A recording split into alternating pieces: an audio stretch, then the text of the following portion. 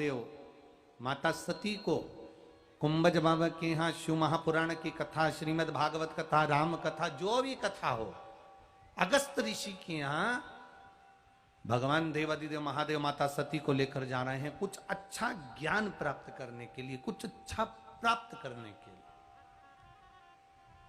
और सुन लो नेपाल देशवासियों, और जितने लोग आस्था चैनल पर कथा सुन रहे हैं, जितने लोग फेसबुक यूट्यूब पर कथा सुन रहे हैं, जितने मोबाइल पर कथा सुन रहे हो, और जितने वीरगंज की इस पावन धरा पर कथा सुन रहे हो जो खेतान परिवार द्वारा चल रही है, ध्यान लगाकर सुनना।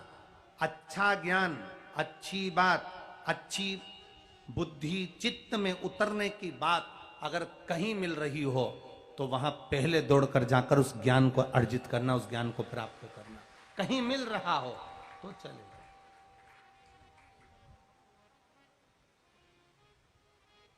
पर हमारी आदत बड़ी बुरी है, इन आंखों की भी आदत बड़ी बुरी है। कुछ अच्छा टंगा होता है ना तो मैं ये आंख कभी नहीं जाएगी, और जहां गंदा टंगा होगा ना मैं ये आंख तुरंत चली। ये आंखों की भी आदत देखा। आपसे भी निवेदन है, जितने लोग कथा सुनने जाए शिव महापुराण की, जितने लोग भगवान की कथा में जाते हो, सत्संग में जाते हो, प्रवचन में जाते हो, भगवान की भक्ति में जाते हो, तुम्हारे मन में जो तुम सोचोगे बाबा वो देने वाला है। आप अच्छा सोचो, भगवान ऐसी कृपा करना। आज खेतान परिवार कथा करा रहा है, मेरी झोली में भी इतना धन देना, एक बार मैं भी कथा कराऊं तो वो देगा उतना ही जो तुमने मांगा है। दिल से मांगो, दिल से कहो बाबा मेरी झोली खाली है, गोदी में एक संतान सुख देना, वो देगा। बाबा ऐसी तकलीफ है, दिल से कहोगे वो सुनेगा, दिल से।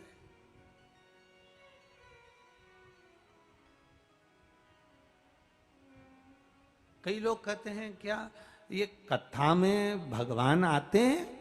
हम कहते हैं आने की बात करते हो, वो तो वहीं रहते हैं। भगवान के मंदिर में जाना तो ये अंदाजा लगा कर जाना कि मैं जो कुछ कहूंगा भगवान से कहूंगा। भगवान को ये मत समझना कि ये पत्थर की मूर्ति है, पाषाण की मूर्ति है, ये सुनेगा कि नहीं सुनेगा। तुम्हारा काम है कहना, उसका काम है सुनना। तुम्हारा काम है झोली फैलाना, उसका काम है झोली भर कर जाना। ये उसके हाथ में। तुम बस उससे जाकर प्रार्थना कर लो, उससे जाकर निवेदन कर लो, उससे जाकर विनती कर लो, फिर आगे वो संभाल ले। लगाकर सुनिएगा। एक बेलपत्री, और उस बेलपत्री में एक चंदन की बिंदी और एक अक्षत का दाना मात्र रखकर भी अगर शिवालय पर चढ़ा दी जाती है, एक बेलपत्री, एक चंदन का बिंदी, और चंदन फिर निवेदन करेंगे। आज के जमाने में तुम लोग सब घिसा घिसाया, पड़ा पड़ाया, डब्बी का सामान ले लेकर, वो नहीं, चंदन की मुठ्ठियां रखो,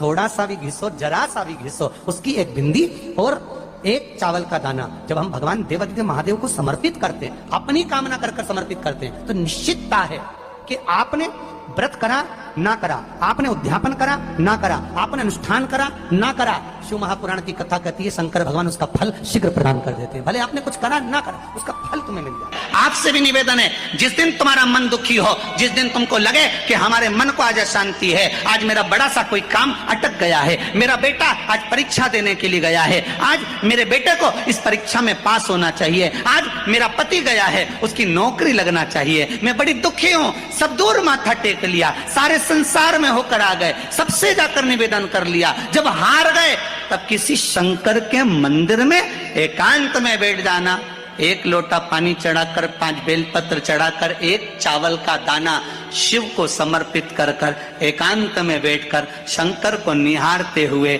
श्री शिवाय नमस्तुभ्यम का जाप करना, अपने दिल की बात उससे कह देना। जब वो एकांत में बैठा हो, कोई नहीं हो मंदिर में, तब तुम बैठना, उससे कहना आज मेरा पति नौकरी के लिए गया है, मैं जानती हूं कि मैं हो सकता है पाप कर्म करा, पूर्व में क्या क्या करा अपने को क्या मालूम, हो सकता है मेरा पति भी पूर्व में कोई कर्म विकार करा होगा, सारे जगत में धक्के खा लिया, सारे दुनिया भर में घूम कर आ गए, पर मेरे बाबा अब कहीं पर नहीं जाऊंगी, आखिरी है तू और तेरा द्वार, अब नहीं छोड़ूंगी। और उस बाबा से निवेदन कर कर जाना, 8 दिन 15 दिन इंतजार तो करो। उस बाबा से बोलने के बाद एक टेबलेट भी खाते हो तो थोड़ी देर बाद असर करती है, तो थोड़ा इंतजार तो करो उसको बोलने के बाद, भटकना मत ही।